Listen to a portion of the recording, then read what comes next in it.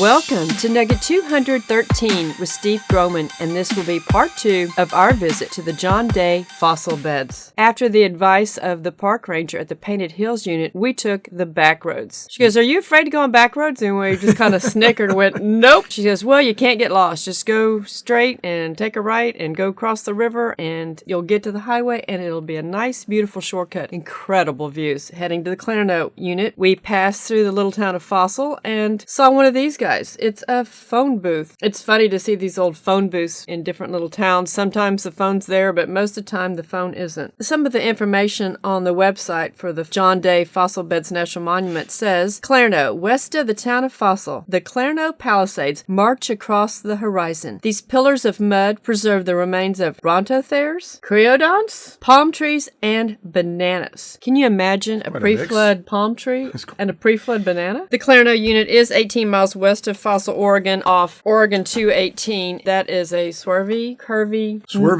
not high-speed road for sure. No. And there are 3 short trails there, so you can explore the towering Palisades, the Trail of Fossils, the Clarno Arch Trail, and the Geologic Time Trail. We parked at the secondary parking area and found this sign. The Palisades. The layers of the Palisades, the craggy cliffside looming above you, were formed when a succession of volcanic ash-laden mud flows, there we go again with it, right, swept through the forested landscape about 45 million years ago. The layers, once deeply buried, have since eroded out, forming this cliff. A jumble of fossils are embedded in these and adjacent rock layers. They are evidence of a wet, lush, near-tropical forest with many vines and creepers, similar to the Panamanian jungles today. I want to go to Panama! That makes sense, doesn't it? Over 300 plant species have been found here. 175 species of fruits and nuts alone, such as chestnuts, walnuts, bananas, and moon seeds. Early magnolias and palms were common. Animal fossils are also found in the layers of the Clarino Formation. I'm thinking it seems kind of tropic-like, kind of swampy-like. Sounds kind of pre-flood. Sounds fabulous to me, We see this actually. stuff all the time. It is just a scenario of the pre-flood condition. It's just so obvious. This is what the Bible said, and this is what they see. And the evidence is left after all this time. Wet, lush, mud flows, volcanic material. It just all creates what we see today. What was written in the Bible thousands of years ago is evidence here in North America, as you say. Everything under the whole heaven. We see that even here. There are 2 sections of the Clarno Unit that the general public can't get to. It's the Hancock Mammal Quarry and the Clarno Nut Beds. And in the brochure, they again repeat warm, humid forest. The plants are vaguely familiar. A scalding volcanic mud flow has recently torn through the jungle-like foliage. The whole story that they tell is of the pre-flood condition, the flood itself, and the evidence that we see. The nut beds, when they describe the nut beds in the park map, this was a wet, lush, semi-tropical forest with many vines and creepers. Over 300 plant species. It just goes on. Which also reminds me of the fact that this earth, even according to these people, has drastically changed several times. They always have tens of millions of years, or even longer than that, or hundreds of millions of years, and it was this and it was that, and then it changed to what it is today, and dry forested areas were lush areas and vice versa. But yet they panic when it's some kind of potential maybe change that could be coming on now because of us. Why are they worried about climate change? There's been a few climate changes, and that's just what their God of nature and evolution puts in play. So what are they trying to do to stop it? Let it go and see what happens. It's going to come back some other way, according to what they're saying, has done it many times. And we know it's an act of God. Absolutely. It's not a fear, but they want to try to instill fear. So we took the quarter-mile Clarno Arch Trail. It was a stiff quarter-mile trail. Was that? And then we saw the sign, Clarno Volcanics. If you were to travel back in time 50 million years and stand in this spot, you would be near the bottom of a massive volcano. Looking towards its summit nearly 30 miles away, the view of the top would be blocked by dense rainforest vegetation. We don't need to keep repeating ourselves. No. You know what we have to say. Now eroded into shadows of their former selves, the once mighty Clarno stratovolcanoes have made their mark on the region via the rocks and sediments of the Clarno Formation. As you make your way up the trail towards the arch, you'll see evidence of this tumultuous past. Can you imagine what things would be like if people just actually gave God the credit for this and pointed to the fact that, wow, this confirms the Bible? Well, it would increase their faith. It increases our faith. When we go to these places, as I'm walking along the trails or just driving through these beautiful areas, I am thanking Jesus for giving us the opportunity to see these formations and this geologic evidence of his flood, and just for the opportunity to be able to share this information with all of you. When we did get to the top of that brutal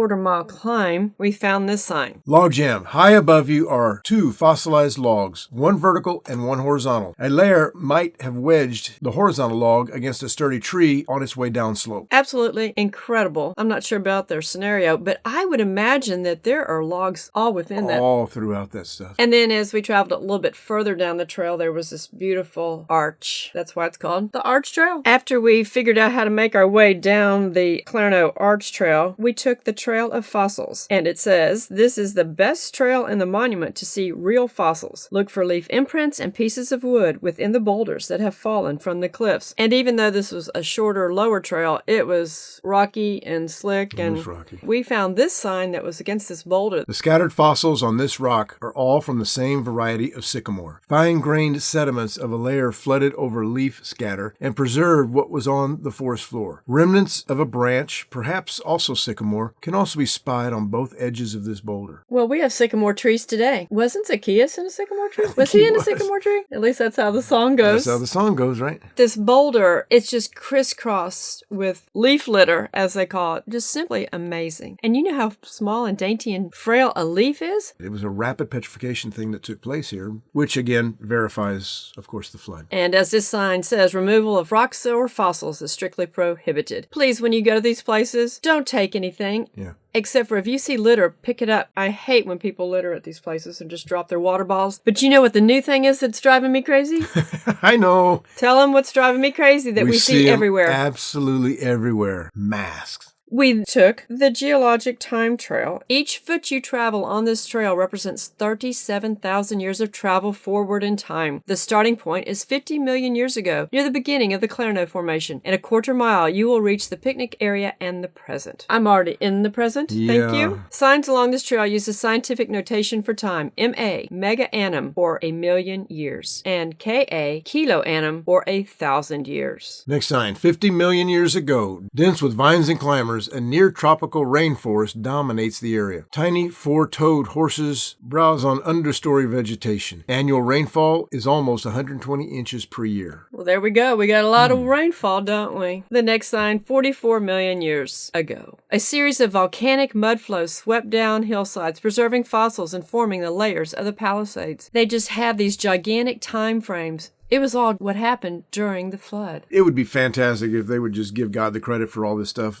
because he deserves it anyway. And that's what we're trying to do. So That's what we're trying to do. Please share our videos, help us grow our channels. You got to realize everybody that does anything out there in nature, we'll call it, this is the kind of stuff they see all the time. That's all they ever see. 30 million years ago, climate is temperate with annual rainfall of about 40 inches, nourishing deciduous forest. The first grasses begin to appear in the understory. Absolutely. It sounds nutty. like a kid's book. The drawings kind of look like a kid's book, too. Drawings kind of look like it there. 25 million years ago, the last lineage of North American primates goes extinct as the forest begins to recede and patches of grass start to take hold. Well, turn the page for this bedtime story. What's next, Mommy? 17 million years ago, tectonic forces pull and stretch until the ground cracks open. Molten basalt pours out of the fissure, flooding over it and incinerating everything in its path. Successive fracturing and basalt floods cover the land until over 100,000 square miles of Oregon, Washington, and Idaho are buried up to 3 miles deep. Whatever fits their story at the time. 15 million years ago, arriving from Asia over the Bering Land Bridge, early elephants first appeared in the region's wooded savannas. This really does sound like a storybook. Then people walk the paths, they read the signs, and wow. And then they don't want to believe on day 1, God. Yeah, On yeah. day 2, God. On day 3, God. Sounds pretty simple, doesn't it? Makes a lot more sense. It makes a whole lot more sense. 8 million years ago, rainfall averages 20 inches per year. Grasslands dominate the landscape, and the first single-toed horses migrate into the area. They had already adapted to eating grass in the Great Plains, expanding their range as grasslands spread. Did they adapt to eat the grass before the grass got there or after it got there? If it was after, what did they eat before while it was doing it? They were in Nebraska. Oh, they weren't even there. They were over at Ashfall. Oh, that's another book. 5 million years ago, land building begins to diminish as volcanic sources become less active, no longer spewing out enough ash and lava to counteract the forces forces of erosion. The current landscape begins to be carved. That sounds like after 150 days. The Bible says exactly how this happened and what makes sense. And the windows of heaven were restrained. This is a beautiful example of what I say when I'm talking about this stuff in our meetings, that we all have the same evidence. They're looking at the evidence. They have to come up with a story of some sort in order to explain it. But it sounds like it's a made-up story. It's just creation versus evolution. What we talk about, it's got to be one or the other. You've got to put your faith in one or the other. You cannot combo it. Can't compromise. We just can't. 3.5 million years ago, the Panamanian land bridge forms, allowing a massive exchange of animals between North and South America. This was the first time these continents had shared a connection since the Jurassic. Well, good thing the Panama Canal wasn't there, because then they wouldn't be able to cross. 15,000 years ago, the earliest evidence of human habitation in the region comes from this time. The first humans to immigrate to North America probably came from Asia via the Bering Land Bridge not long beforehand. 10,000 years ago, the last major glaciers melt, ending the Ice Age. Temperatures warm, and today's ecosystem begins to form as a variety of plants and animals migrate to the area. And that was the end of the trail. Nice story.